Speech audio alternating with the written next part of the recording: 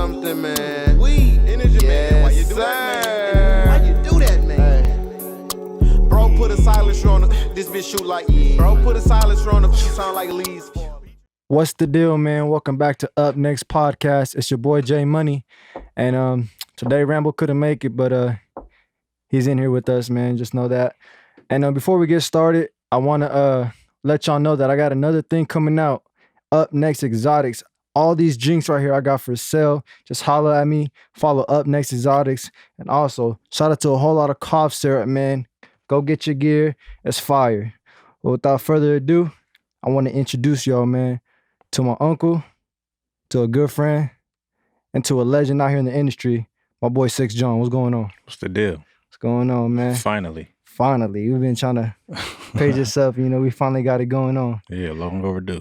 Yes, sir. But I know something about you, but it's time for the people to get to know more about you. So let's start all the way from the bottom, man. All the way from the very bottom. We're gonna go to the top. So all right. So born in the 818, San Fernando Valley, eighth child, sixth boy, big family. Just if I'm talking about my childhood, it goes back to, my parents playing, soul music and R&B music and stuff. And we had to get up and clean the house on Saturday mornings, like get up on Saturday morning, watch a little bit of cartoons. And then, we clean it up to, that's just like my earliest memory of music is just those familiar sounds from like Stevie Wonder, from, the OJs, Earth, Wind and Fire, all those like legendary soul groups. Me not knowing at the time that I would ever be interested in doing music because I was, so young, but those are kind of like the early memories, and I think those are the things that shaped me. And when I listen to where I am currently musically, I know that, a lot of those artists played a major key in how I create nowadays. So, so from there, childhood, moving, I hooped all my life before I even really took a strong interest in music, but I started writing songs when I was like 10 years old. And what I would do at the time, a lot of people don't know this, but I used to take like popular songs that was on the radio. I used to rewrite them and like put my own words to them. So like a remix kind of? Yeah, kind of like a remix, but yeah, I would just make it like pertain to my family. So I would just change the words, keep the same cadence, and make, the whole concept fit my family. And I guess that it meant something, but at the time it was just fun. But, now that I look back, it's like, damn, I was really kind of shaped to do it. So, so hooping and doing music by myself, I was too shy to let anybody know that I was interested in music for the longest. But, I was, I went through every level of hip hop, and I finally caught a break, and like, I was ghostwriting for Shaquille O'Neal. That was my very first break in the industry. And so from there, I just built a lot of relationships, a lot of rapport, and here we are. That's dope. So at what age would you say that you really started to take this seriously? Probably about 21, 22. That's when I was like really like, that's when I kind of understood that I could, do something with I it. could do something with it, yeah.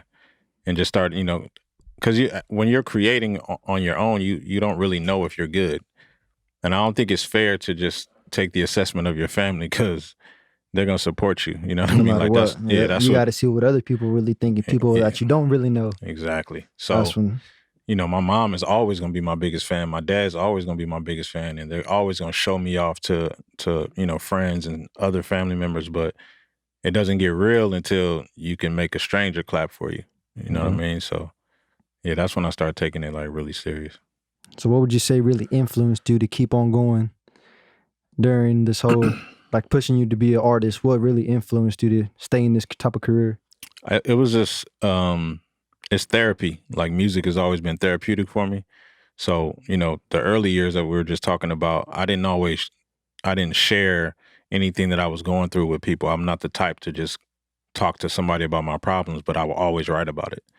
And so my inspiration and just motivation just came from, trial and error of life. So anything that I'm going through, I'm always write about it. And that's why, some people ask me like, do you ever run out of material? I'm like, I can't. Like, as long as there's still breath in my body, I'm not going to run out of material because I write everything that parallels life. So, anytime I'm going through something, I write it. That's dope. That's dope. So what would you do you remember the first project you ever dropped or the first single you ever dropped? The very first one? Yeah, so that's a good question. So the very first thing that I ever saw my name on in stores was the Shaquille O'Neal project, and we did a song together on the Pootie Tang soundtrack. You're probably too young to remember that movie, but you know, some of our viewers will remember Pootie Tang. But yeah, that was my very first. I actually went into a record store when we had record stores. You probably too young to ask your mom and dad about that. But so there used to be like Warehouse, there used to be Tower Records, Sam Goody, all these different record stores that you would go into, you know, and buy CDs and tapes and stuff like that. So the very first thing that I saw my name on in the store was Pootie Tang soundtrack. I'll never forget that. It was just crazy. Like Shaquille O'Neal featuring Sixx John. I was like, wow, this is. How'd you get in touch with Shaquille O'Neal? I was working. It was a producer at the time that Mutual. He was producing for him, and I knew him really well. And he said, "Yo, you should try to write for Shaq. Like he uses writers, so you should just try to write for him." I was like, "All right, bet." So he did the beat, and I ended up writing one verse. And then Shaq came in, and that was the first day I met him, and he was like, "Yo, spit that verse for me." And you could just imagine the pressure, you know, in that moment. You know what I mean? So you know, I spit the verse for him, and he stopped me like 4 bars in, 8 bars in. He was like, do it again, do it again. And so I spit it again, and then he loved it. And he was like, did you do the second verse too? I was like, nah. He was like, write the second verse. Like, I'm ready to record it. And so, you know, it went from that song, then that song became like 15, 16 songs on the album that I wrote for him. Damn, so you basically wrote a whole album for Shaq? Yeah. That's crazy, man. That was my foot in the door, and in the industry. Yep. And I was, you know, made a lifelong friend with him too. Like, you know, he did things for me that, you know, you hear stories about Shaq. Like, I'll tell you a real story. I never said this publicly, but we was at the studio all the time, right? And there was one time I went to the studio and I didn't feel good. My stomach was like really hurting. And I was like, and I'm never the type to leave. I was always the first one there, last one out. Mm-hmm. And so that particular day, I just really couldn't, like, the pain was just too much. So I ended up leaving, and a good friend of mine, Renzo, shout out to Renzo, because he saved my life. Renzo called and was like, you still not feeling well? Because it was like 3 days. And I was like, yeah, I'm not feeling. He was like, I'm coming to take you to the hospital. I was like, nah, like, I ain't, you know, young black kids we don't like hospitals. Like, I'm gonna have to pay some money. I don't want to pay no money. So he was like, no, I'm coming to take you to the hospital. He came and scooped me, took me to the hospital, and I ended up having, my appendix was about to burst. So I had to have an emergency appendectomy and get my appendix taken out. And yeah, right there at the hospital, Burbank, Providence or whatever. Yeah, they did emergency surgery on me, bro. And you know, shout out to Renzo. And then, you know, Shaq came to the hospital and he had the glasses with the nose like attached to it. And I was out of surgery, and he was like, you think anybody recognized me? And I was like, bro, don't make me laugh. Like, I got staples in my stomach still. And I was just kind of in and out of it. But I ended up, you know, going back to sleep. But when I woke up, I had this book that I used to write my rhymes in. I used to keep it with me. So the book was next to my bed, and there was a note inside the book, and it said, don't worry about your hospital bills. I took care of it. Damn. Straight up. That's crazy, yo. That's love. Super love. Yeah, for sure. Yeah. That caught you off guard? Yeah. I mean, yeah, for sure. That did. But he was just genuine dude. Yeah, he was genuine. He always took the big brother role to me, you know, like he used to just be like, come to my car when I was about to leave, right? I had a 96 big body Impala, like it was crazy. So he comes sit in my car and freestyle with me. He'll be like, what you doing this weekend? I'm like, I'm chilling. It'll be a Friday night. You know, I would go to the Laker game and then we'll go to the studio after. And then, you know, I'm going back to my regular ass life, you know what I'm saying? And then, you know, he just used to just chip me off. Here, this for the weekend, and just hand me a big wad of cash. And I'm young. I'm like, weekend? Like, bro, this about to last me like 2 months. Like, you know, I was still eating McDonald's at the time. So, no, genuine dude, man. Big brother for life. I love that dude. That's crazy. Shout out to Shaq, man. Shout out to Shaq. So, after that album, what comes next? I signed a production deal with the independent label. And we were all on the same label with Shaq. So the producer that was producing for him had a label deal with this company. And so I'm never going to say that producer's name because I don't rock with him no more. And that's why I just keep calling him that producer. But so we were doing my album. I was working on my album. I was still ghostwriting for people. I was writing for Lil Zane at the time. Lala, when she was on the radio out here, you know Lala because she's Carmelo's wife now, but she used to be on 100.3 The Beat out here. And yeah, I was writing for La. I was writing, Dr. Dre. I made the Dr. Dre relationship because he produced something for Shaq that I wrote. And so I was making all these relationships and just kind of, building rapport in the industry. And that's kind of what came next. And yeah, that was next on the menu, but things transpired that just didn't kind of work out for me. Okay. And then a lot of people know, and some people don't know, but you also was on tour with NEYO and them, right? Yeah. So did that come next, or was that further down the career? And how did that come in touch? It was a little after. So I'll make the connection like this. It was the Shaq moment, and then what happened after Shaq was actually Brian McKnight. And so I went on tour with Brian McKnight first. So I ended up doing a record with Brian. I only knew him from playing basketball. Everybody used to hoop at Balboa Park in the mornings, like 11 to 1 every day. So we used to always hoop. And Brian was always there. And I met Brian originally when I was like 18, when I graduated high school. And we didn't even necessarily get along because it was just, I didn't like to see like musicians and stuff hooping. I used to take it personal. So I used to always go at them, like actors and musicians and all that. So we ended up linking up probably. We ended up being cool because we didn't get along for like 2 weeks. We would just go at it hooping. But, a few years later, we have a mutual friend, and the friend reached out to me and was like, yo, Brian needs somebody to rap on this song. And so B get on the phone, and he didn't even know I rapped. And this was probably a 6 or 7 year span in between when we first met. He never knew I rapped. And I had been to his crib. We played Madden together, but I've just never been the person to try to be like, yo, listen to this. Or, I'm just not that guy. So he was like, Sixx, you really rap? I was like, yeah. He said, you think you rap to this beat? I was like, I'll rap to any beat. So he played it over the phone. He was like, come by my crib and pick it up. So I drove to his house and got the beat. Cass wasn't emailing back then. We used to have to make trips. So when I got the beat, I went home and wrote it and went to the studio that night and recorded it. And then I saw him like at the at LA Fitness in Northridge, and he was like, yo, you ready to go on tour? And I was like, what? He was like, yeah, we're gonna go on tour. He was like, he ended up putting Fabulous on the song too. So it was me, him, and Fab on a song called U-Turn. That was the title song for his album. So I went on tour with Brian McKnight first, and then Brian had me performing, on Soul Train and these big Fox music festivals, and it really did a lot for my career. And then NEYO came, the NEYO tour came like a year and a half after. So, NEYO and I got out of that situation that I was in, that deal. Uh-huh. I just walked away from it. And then, NEYO was out of his Columbia deal. And he was like, yo, you think you could learn how to DJ? And I was like, yeah, I feel like I could do whatever if you I'll do whatever. So I learned how to DJ and I just watched his DJ at the time for like 3 shows. And I was like, all right, I got it. And that was that. I went on tour with him for a couple of years too. How old are you during this time? With the NEYO tour? Yeah. 25. And with the Brian, you're 22 probably? 22, 23, something like that. Yeah. And how was on tour with NEYO? How was that go? How was that? It was crazy. I mean, it's Was NEYO big at the time, or was he still coming out? He was literally, nobody knew who he was. So that when we went on the road, it was a promotional tour. So he had the song Stay out. And we went on a promo tour opening up for John Legend. And nobody knew who he was, but, it just started to bubble.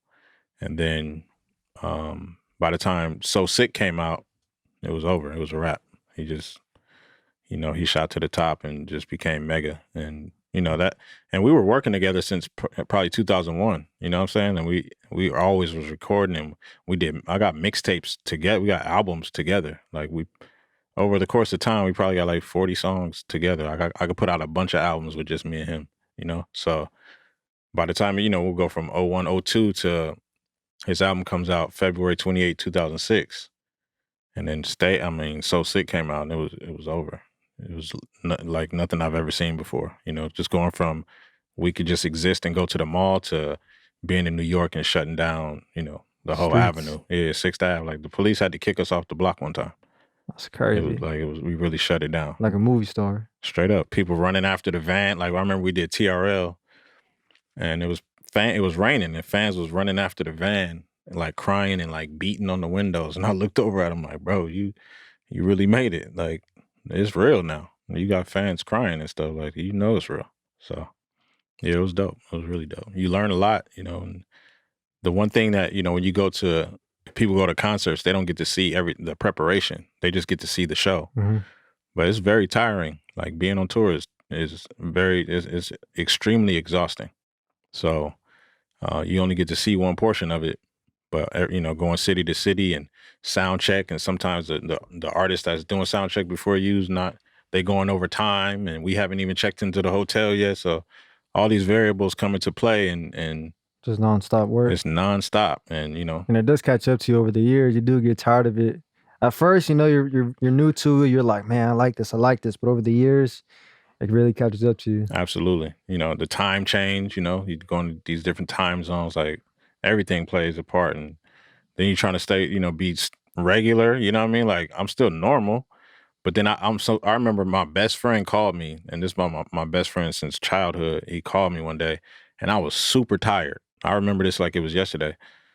And I was just like, I guess I was just out of it. But it rubbed him the wrong way because I was doing all this, you know, moving around. And then when he called me, my energy was different. But good thing he told me like he thought I was acting funny. I was like, bro, I was exhausted. Like that's all it was, you know, but that kind of success can change people around because they start to look at you different. Yep. And so any little thing, like you can't even be sleepy because it might, you know, not without explanation because it could rub somebody the wrong way. So it's a lot big time now. Yeah, for sure. Well, you posted something on Instagram. I think you were on live or something like that. And it was something about you potentially signing to Eminem's label, but something went bad and things didn't work out the way it did. So talk about that story. And yeah. So that comes, I'm glad you brought that up because that comes from, okay, so Shaq, right? 2002-ish, 2003, Brian McKnight, I'm with Brian McKnight 2003. So before I leave that situation, the Eminem thing comes into play. So that begins around 03. And I had like a pretty good buzz, like especially regionally. So on the West Coast, I had a good buzz. I'm in Source Magazine, Double XL. I'm on the radio every day. On Power 106, I had almost every drop with the exception of Big Boy. I had almost every intro to every show on Power 106. And then with Lala, like I had a couple shows on 100.3 as well. And so that being said, Paul Rosenberg, who's Eminem's manager, he caught wind of me because I'm always on the radio. So he reached out to somebody, just by chance, he reaches out to somebody that he knows, Chase Infinite, and shout out to Chase Infinite. Chase is A$AP Rocky's manager. So me and Chase play basketball. Like we hoop together. So Chase knew me. Paul reaches out and was like, do you know who Sixx John is? Chase calls me. Can you come to DJ Muggs' studio? DJ Muggs from, you know, the legendary Cypress Hill. And so I go to Muggs' studio and, you know, I meet, you know, Chase there, Muggs. We chop it up. They like what I do. They tell me what's going on. They tell me that, you know, M and Paul is like extremely interested in me. They wanted to hear how I sounded over like another style of beats, like some more street, you know, style of beats. So I did that and, you know, recorded a bunch of joints with him and DJ Khalil, who's super dope producer, legendary producer too. And, you know, I did a bunch of material and they loved it. And so we're moving to the direction of me signing to Shady early, like probably one of the first artists to be signed there. And I remember we had the meeting at Jerry's Deli, and it was me and, you know, that producer and the staff, and it was Paul, lady named Tracy, who I believe is still works at Shady, Muggs, like, you know, it was a nice little conglomerate of people. And we had the meeting and I just remember dude saying, why should I give you my artist? That's what he said to Paul. And Paul was like it kind of took everybody like by surprise. We was all looking like, what? So dude, Paul was like, no, you're not giving us your artist. Like, we want to do a joint venture. Like they wanted to do a situation, partnership. So dude was just very, you know, I don't know how to explain it, but he was the deal killer. You know, his posture was just like, you know, He like came in like he kind of owned you and like you yeah, were his. like he made me. You know what I mean? Like, did he help me in certain aspects? Absolutely. But at the end of the day, like, I was born with a gift, so like nobody's responsible for that except for the man upstairs. So um, that's why I talk to people all the time about contracts, man. And you know, I got nephews that are extremely talented, and I won't let them sign anything, just anything, you know, because I got duped into that, and you know, it had to put me on at a standstill for a couple years. So yeah, that was that story, man. So you know, he ended up killing the deal, and that's when I walked away. So earlier, when I kind of fast forwarded by that part, I walked away from that situation because, you know, I had the opportunity to sign to one of my favorite, still to this day, one of my favorite MCs to ever touch a mic. And yeah, that was that. Damn, that's something that could have really changed. Really Yeah. sparked another thing in your career. But like, did they ever hit you back after that, or was just after that was just a done deal?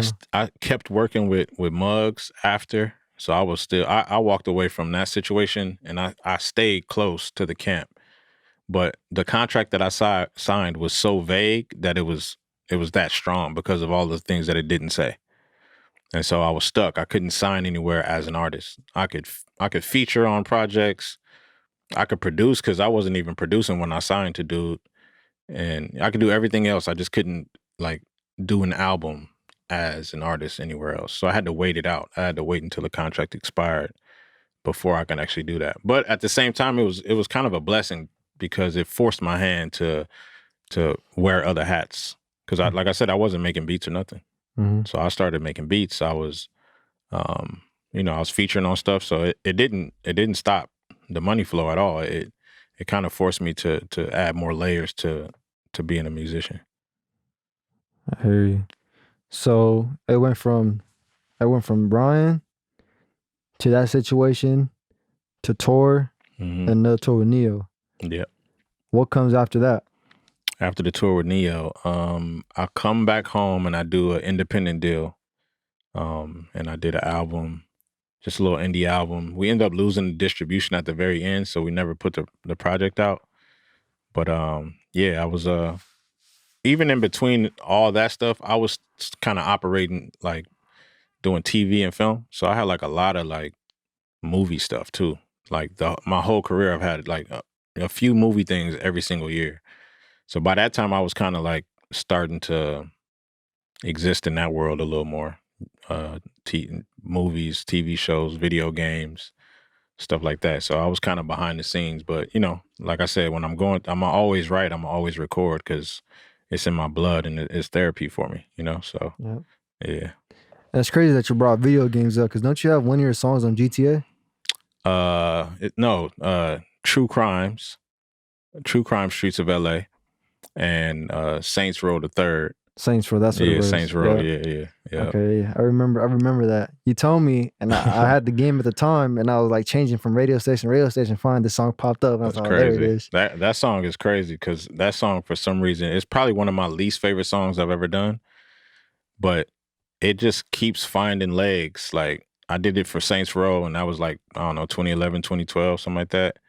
And a few years later, it gets picked up by something else. And then, like, it was on the Emoji Movie, a kid's film with called The Nut Job. Like, this same song just keeps finding its way on something, like, every couple years. So, like, it's one of my, I always laugh because I always hear YG say that he doesn't like Tutor the Booted. Like, it's like, but people loved it. You know what I'm saying? Like, but I understand where he's coming from because this particular song, I personally haven't listened to that song probably since I did it.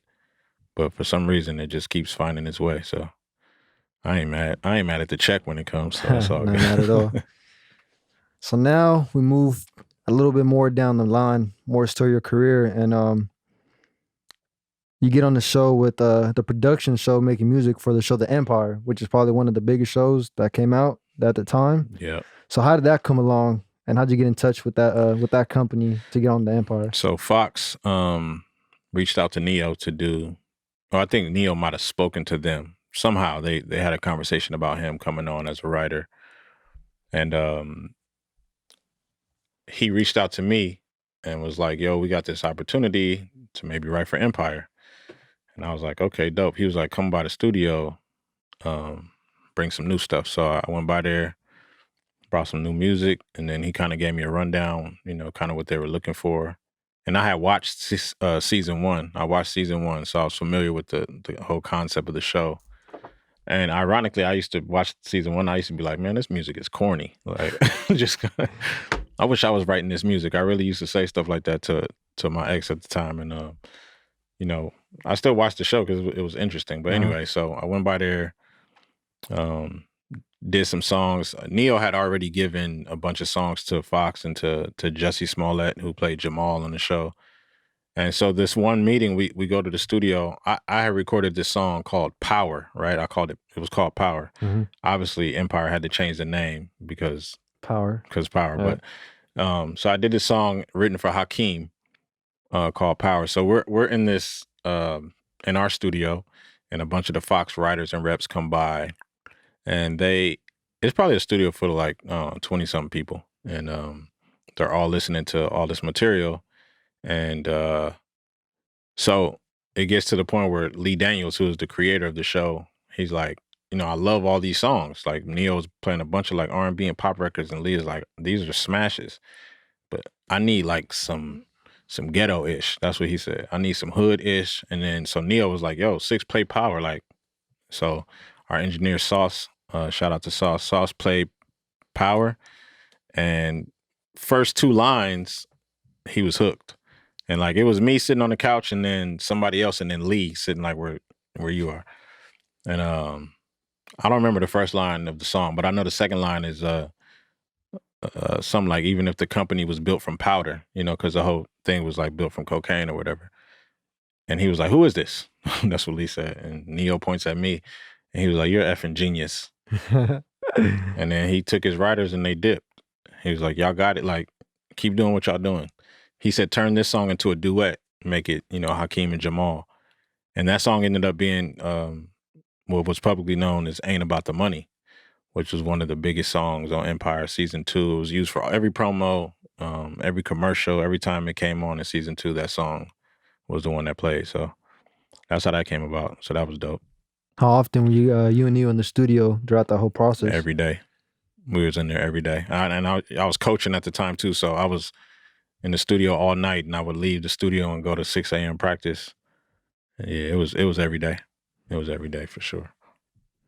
It was fun though, because, you know, like for us, that wasn't work. We've been doing this for years, right? So it's kind of like a little project. Like it's easy. And so for him, you know, him bringing me on as a writer was just like, it made sense. He was like, look, I'm gonna write the R&B and pop, you write the rap stuff. So it was pretty easy. You know, a lot of times I would have I'll go into another room. We had 3 rooms at that studio.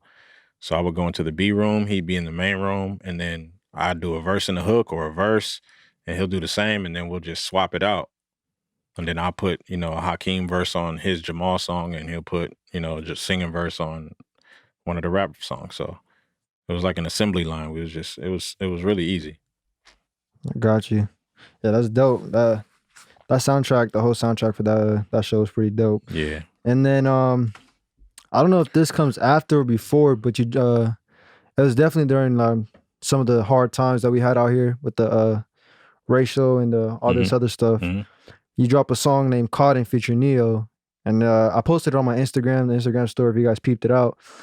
And it went like, if you don't want us in the US, you should have picked your own damn cotton. Yeah. So like, when you made that song, like, what was your thoughts behind everything that was really going on, and like, how'd you write that whole song? What was going on in your head? Like, how'd you like manage to write that, the powerful words that you wrote, and like, what were the stuff that's happening around you, influence, or not really influence, but like really, what are your thoughts of it that happened, all the stuff?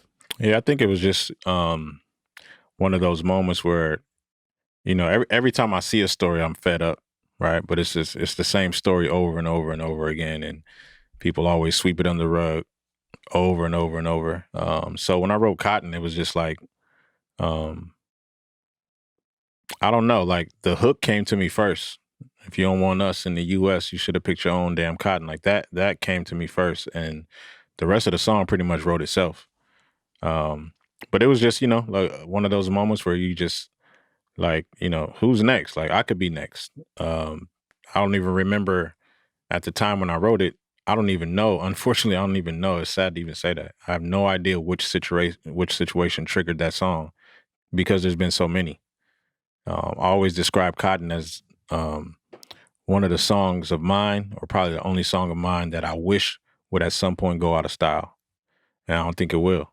Um, but yeah, my mindset when I sat down and wrote it, it was just one of those moments where, you know, I was just fed up. It could have been, you know, Mike Brown. It could have been, you know, Breonna Taylor, like George Floyd. All these situations all correlate with that song, and just the, you know, the injustices that we continuously um, receive, you know, day in and day out. So every word in that song is, and it wasn't me trying to be like super lyrical or do like all these dope cadences and patterns and stuff like that. It was me simply just getting the message out. So, and I made the video really uncomfortable with all those uncomfortable images purposely. So when people watch it, they would feel the discomfort that I feel when I look at it. So the video is super simple. You know, it's all those images just playing on It's pretty straightforward. on a projector, and you know, yeah. But every year, you know, like a couple times a year, that song becomes relevant again. And I think even with the, you know, with the right promotion and the right marketing, I think it could be a really big song. You know, Yeah. just that's just how I feel about it, and it's gonna keep existing, and it's gonna stand the test of time. But yeah, I don't remember my exact mindset, but I'm sure I was just fed up and just in the mood to just kind of Let it be known. just create something powerful for the culture. Right. So now we move forward to 2020, and then this year, you dropped a new album, right? New project. Yeah, so I dropped it exclusively on an app called Loom, but it will be on all platforms this year. I was trying to get it out this month, but yeah, things happen. But yeah, What's the album? What's it called? the album's called Cold Pizza. Yeah, Cold Pizza is the name of the album. What is cold pizza? What does that mean? All right, let me ask you a question. Have you ever tried cold pizza? I have. Do you like it? What's cool? Some people like it, some people don't. It's cool not to like it too. I was just asking a question. But you only know if you like it or not because you tried it. That's all I ask. I just want people to try it once. You might like it, you might not, but everybody's tried it at least once. I just want you to try it one time. Yeah, I guess I got it. I tried it, you feel me? But I'd rather like my stuff heated. That's cool. Yeah, You know, that's it cool. is what it is. There's no right or wrong answer. That's just why I named it Cold Pizza, because I just want people to try it at least one time. But yeah, I'm happy with the body of work. It took me 2 years to complete, Damn. a little over 2 years. And I purposely did that because I've always been the type to kind of, I don't know what word I'm looking for, but I was always like trying to just finish projects fast because I could. You know, I did an EP one time in one day. I wrote it one day and recorded it all the next day. And then like I was just that and I always hear people say, yeah, this album took this amount of time. And I'm like, damn, that's a long time. But I was like, I wonder what would happen if I took my time. What kind of material would I come up with then? And I'm glad I did. It came out better than I expected it. I got some dope features on there. Glasses Malone, Brian McKnight, NEYO, B Slade, B Dot the God. I know I'm missing some people on, but yeah. It's a big project. And, yeah, and et cetera, et cetera. Yeah, it's a bunch of people on there that's very quality. Shout out to everybody that My nephew, Calibri, he's on there. Yeah, shout out to everybody that's on Cold Pizza. coming soon too. Yeah, absolutely. So now after your music career, you're trying to get into coaching. And you did it some during while you were on you always been a basketball fan, so that coaching was always really there. You coached me too while we were playing AAU. Yeah. So how's that going? How's the coaching aspect going now? I know you're at a new school, so how's everything going? It's going good, man. I'm at, Marlboro High School right here in LA. I've been there probably close to 5 months now. It's been, interesting because of the pandemic and everything is kind of like distance and Zoom and stuff like that. But we've been able to get a lot of stuff done. We're actually working out 6 days a week on Zoom. And Yeah, it's been dope, man. I love the staff, the players. Everybody's been super welcoming, and I'm just looking forward to getting back on that court and competing because that's where it's the at. fun is Yeah, at. that's where the fun's at. I want to get in that gym. Yes, sir. But yeah, shout out to my Marlboro Mustangs out there. Shout out to them, man. Yeah. And again, you posted this on your Instagram about a situation that happened at a previous school. And I actually shot the music video to it, and I still have it in the vault. Yeah. It's still, it's laying low. But Yeah, we got that tucked. Yeah, we got that tucked. You want to just give them at least a little brief rundown of what happened? Yeah. It was I guess I'm trying to put it politically correct. So it was just a situation where, two people were just kind of butting heads. I can just attribute it to that. And there was just, some misunderstandings, and I had to make a tough decision to leave the situation because I thought I never wanted anybody else to be in control of my destiny or, the legacy that I'm gonna leave when I'm not here anymore. I never wanted any flaws on there that were dictated by somebody else. If I'm gonna make a mistake, then I'm gonna make the mistake. And I felt like at that situation, the energy that was in the room during our meeting after the little situation we had, the energy in that room was weird coming from his side of the room. And I was like, like this dude is gonna try to like do something weird to like get me fired or something. You know what I'm saying? So I wasn't gonna leave, my destiny in somebody else's hands. So I had to make the tough decision to resign and, move on. And it was tough because a lot of the players there, like I know, how I am. Yeah. I know my players and I train them every day. So we're talking about years and years of work being put in. And even like Ashley, I've been training her since she was 9 years old. And you know what I mean? Like that was tough to leave because you have a lot of good friendships, and not really friendships, but it's really love, family. Yeah. It's different when you coach people and you really like started from the bottom with them, see them grow up and stuff. Yeah. So it's different. It's more genuine love.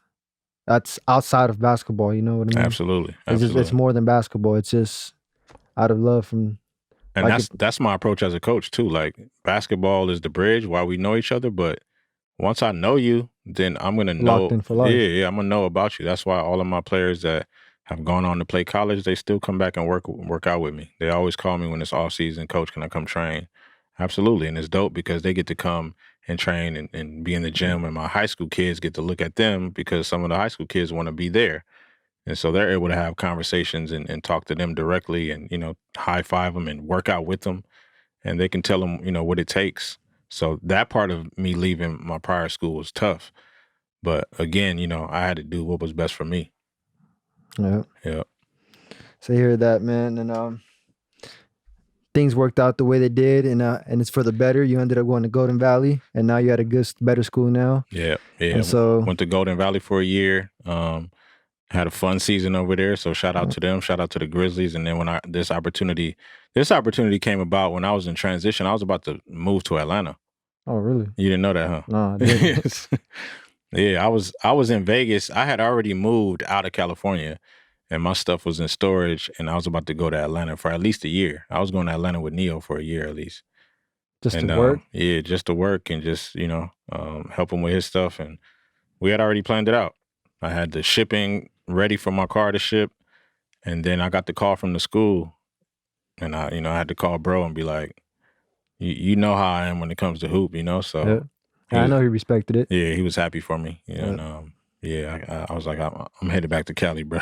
So that's dope, man. Yeah. Now you get a head coach at a new school. You got a new album coming out. Yeah. And it's all just big things coming forward. And before we end all this, I talked to you before, and you said you was gonna have the first freestyle on Up Next. Oh man! So I had to put you on the spot, man. So I gotta go acapella, or do I get a beat? Shoot, what you want? Acapella? You want a beat? It's up to you. It don't matter. All right. Yeah. Run that back. I got it. I know what I'll do. Since we just talked about that situation at the old school, I'll just spit that. All I bet that. And this is the first freestyle ever on Up Next podcast, man. Y'all witnessing yourself. I get number one? Number one. Oh, let's go. So it gotta be a banger, man. Let's get it. Let's get it. Yeah. J Money. Up next. Look. They said I was violent and unpredictable. How when I be rhyming it's something spiritual. They was acting like your boy ain't godly. So let me address that situation off Rinaldi. Lame dude tried to make me out to be a criminal. Same dude had it out for me since the beginning though. I would hear the rumbling, somebody stayed running, coming to tell me something was said, but nothing in front of me. That's kinda odd, cause I never been a bitch and I wasn't finna start that night at Chaminade. I ain't heard from none of them dudes since that day. But I was way more hurt I hadn't heard from Trey. I walked off of campus and jumped right back on TV. Put 10 on my whip, now I know they can't see me. Nowadays I'm feeling overjoyed. That was pastime paradise and I put that on Stevie. Divine intervention, I was done with that mission. All types of disbelief in some of my mentions. It's easy to pick the low-hanging fruit though, so it's fitting to say the black man was contentious. If I ain't pissed about my ex-chick messing with my relative, then why would I be pissed about this? It's just when my intelligence is undermined. That street code, homie, don't mess with one of mine. Unwritten rules, every sentence is undermined. Yo, I ain't even gonna say this other line. Cause I can probably talk about this all day. Ask me about love and I'ma tell you about a heartbreak. Look, I be so caught up inside my inner thoughts. I'm just a head coach of a winter sport. I don't call my mom enough, I wish I did it more. I swear my guilt be having me in the figure four. Some days are too much, I can't take it. Reese got married to David, wasn't there to embrace her. I wish that I could erase it. I hate I caused her that pain. Other people ain't make it, but none of them were her favorite. I'm sorry. The thought of the best times can stress minds. I tell a lie every day by saying I'm just fine. I only say it so the people around me don't worry. Stop smoking weed so my judgment ain't cloudy or blurry. Like an inspiring diary full of all my truest emotions being spoken just like I wrote them. I hope when it's all said and done you can quote them. I'm a spokesman that brings hope to the broken by speaking to the depths of their soul's ocean to evoke it. So as a token of my appreciation, I'll keep blazing every beat in my face no matter what I'm faced with. I'm done. Yo. My guy. Yes, sir. Y'all know that was a banger right there, man. That's the first freestyle on the Up Next podcast by your boy Sixx John, and that was fire, man. Yeah. Y'all better tune in, man. But I appreciate you, man. Hey, thanks for having me. Hey, it's always, an honor. man. It's an honor. It's an honor to You know be what here, it is, Thank man. you. Shout out to everybody that's really been tuning in and stuff. Like I said before, man, I got another thing going on right now. Up Next Exotics. Anything y'all need on this table, you let me know. Shout out to Desto, a whole lot of cops here. Let him know we need him on the podcast next. We got your gear rep in here. And don't forget, we also got the Up Next hoodies right here to the right. So make sure I get those too, man. I appreciate the support y'all been showing. Shout out to Sixx John. Shout out to everybody. His love. And later, man. J Money out. Peace. Bang Gucci face. Can I hit your cup? She got hit with the stupid face. Shit. This was back in my Gucci days. I turned to Jet Li and got blood on my Boosie face. Nigga sneak this.